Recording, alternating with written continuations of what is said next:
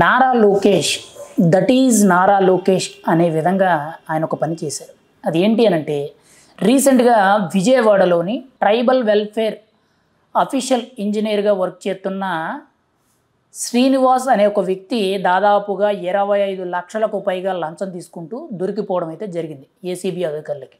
ఇప్పుడు అది మీడియా అంతా కూడా పెద్ద ఎత్తున సంచలనం అవుతుంది. అయితే ఆ కేసుకు సంబంధించి అందులో ఉన్న బాధితుడు ఎవరైతే ఉన్నారో కాంట్రాక్టర్ కృష్ణంరాజు ఎవరైతే ఉన్నారో ఆయన మీడియా ముందుకు వచ్చి మాట్లాడుతూ ఇదంతా నారా లోకేష్ గారి వల్లే జరిగింది, ఆయన వల్లే ఈరోజు ఈ లంచం తీసుకునే ప్రభుత్వ అధికారి శ్రీనివాస్ పట్టుపడ్డాడని చెప్పి నిజాలు బయట పెట్టడం జరిగింది.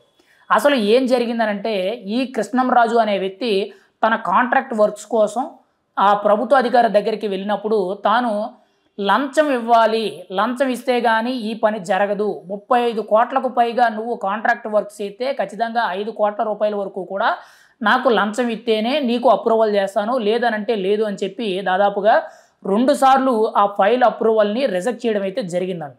అయితే ఏం చేయాలో తెలియక ఈ కాంట్రాక్టర్ కృష్ణంరాజు ఏకంగా నారా లోకేష్కి డైరెక్ట్గా ఒక మెయిల్ చేయడం అయితే జరిగింది.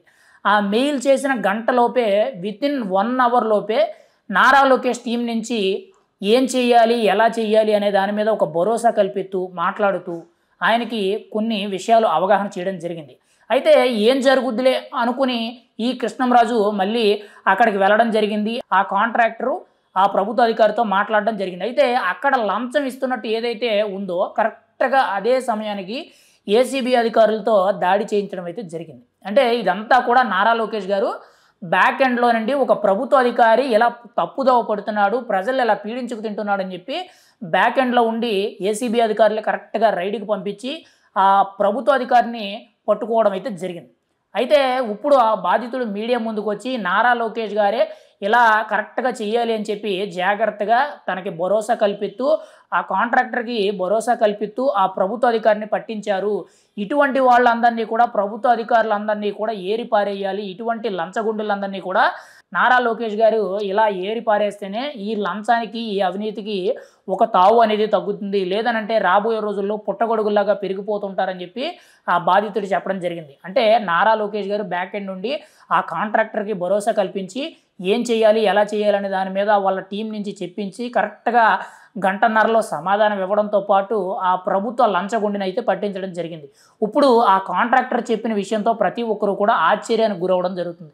ఎందుకంటే నారా లోకేష్ గారు ఆయనకుండే బిజీ షెడ్యూల్ వేరు, ఎలా లంచాల బారిన ప్రభుత్వ అధికారులు దోచుకు తింటున్నారో, ప్రజల్ని హింసిస్తున్నారో అటువంటి వాళ్ళ దృష్టికి వచ్చిన సమస్యలు అనేవి పట్టించుకుంటారా లేదా అనేది నారా లోకేష్ గారు అసలు ఆ విషయాన్ని కేర్ చేస్తారా లేదా అనేది చాలా వరకు కూడా ఒక అనుమానం ఉండేది.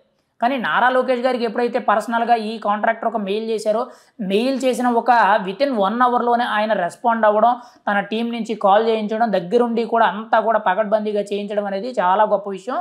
ఖచ్చితంగా రాష్ట్రంలో ఈ లంచగొండి ఇతను ఒక్కడే కాకుండా ఇంకా ఎంతమంది ఉన్నారో ఇటువంటి వాళ్ళందరినీ కూడా ఏరి పారేస్తేనే ఈ అవినీతి అనేది తగ్గుద్ది, లేదనంటే రాబోయే రోజుల్లో ఇంకా ఇప్పటికే కూడా చాలా తారాస్థాయికి చేరుకుంది, ఇంతకు మించిన తారాస్థాయి అయితే చేరుతుంది. అయితే ఇప్పుడు ఆ కాంట్రాక్టర్ మీడియా ముందుకు మాట్లాడుతూ నారా లోకేష్కి అభినందనలు చెప్తూ దట్ ఈజ్ నారా లోకేష్ ఒక నాయకుడు అని చెప్పి నిరూపించుకున్నాడని చెప్పి ఆ కాంట్రాక్టర్ అయితే అభినందనలు తెలియచేయడం అయితే జరిగింది.